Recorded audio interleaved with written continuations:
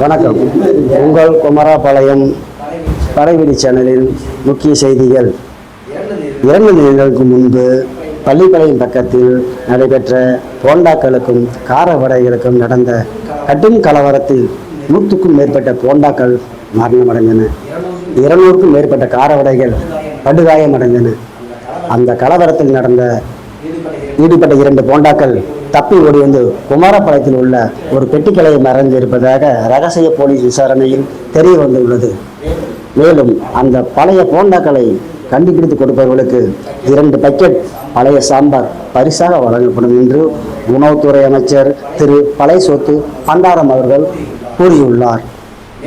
மேலும் நேற்று முன்தினம் டெல்லியில் இருந்து புறப்பட்ட ஏரோப்ளான் ஒன்று இறங்க இடம் தெரியாமல் குமாரபாளையம் பக்கத்தில் தரையிறங்கி பக்கத்தில் உள்ள மலையின் மீது திடீரென்று மோதி படார் என்று வெடித்து அதில் பயணம் செய்த 100க்கும் மேற்பட்ட பயணிகள் ஆர்ப்பாட்டம் செய்யாமல் அமைதியாக உயிரை விட்டதாக ஏஜென்சி நிறுவனம் தெரிவிக்கிறது.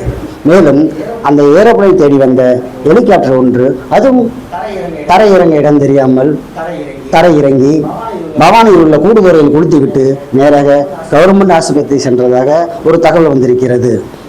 மேலும் தலைவலி செய்திகள். நேற்று முன்தினம் பெய்த பெரும் மழையினால் குமாரபாளையத்தில் உள்ள ஒரு டீக்கடை ஒன்றில் சர்க்கரை கரண்டியில் ஒட்டி இருந்த ஏராளமான சர்க்கரைகள் கரைந்து நாசமாயின.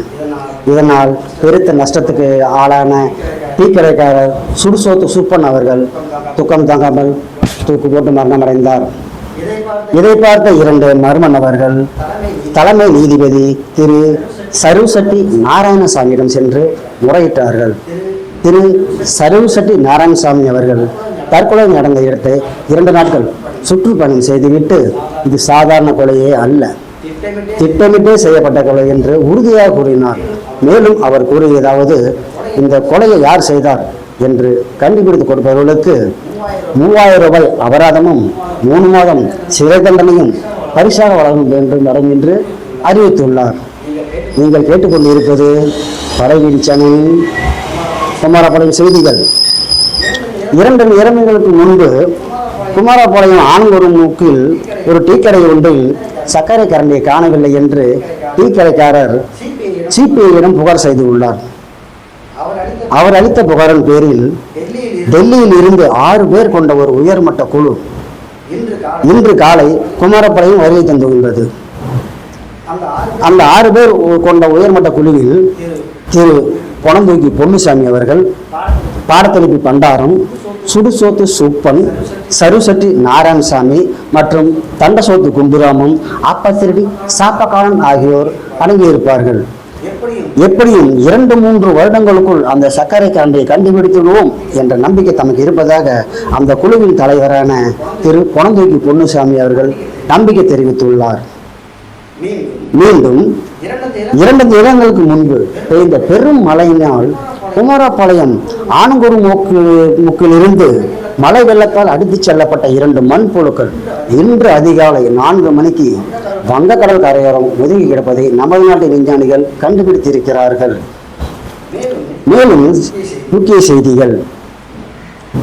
கோட்டைமேடு பைபாஸ் பக்கத்தில் மது போதையில் ஒரு கொசுவும் டைனோசரும் மோதிக்கொண்டன. போதையில் மோதிக்கொண்ட 2 நபர்களும் கொசுவின் கொடூர தாக்குதலினால் பலத்த காயமடைந்த டைனோசர் சம்பவ இடத்திலேயே துடிதுடித்து மரணமடைந்தது. கொசு தப்பி சென்று விட்டது. கொலை குற்றவாளியான கொசுவை போலீசார் கொசுவலை வீசி தேடி வருகிறார்கள். இத்துடன் இன்றைய செய்திகள் நிறைவடைந்தன. நன்றி, வணக்கம்.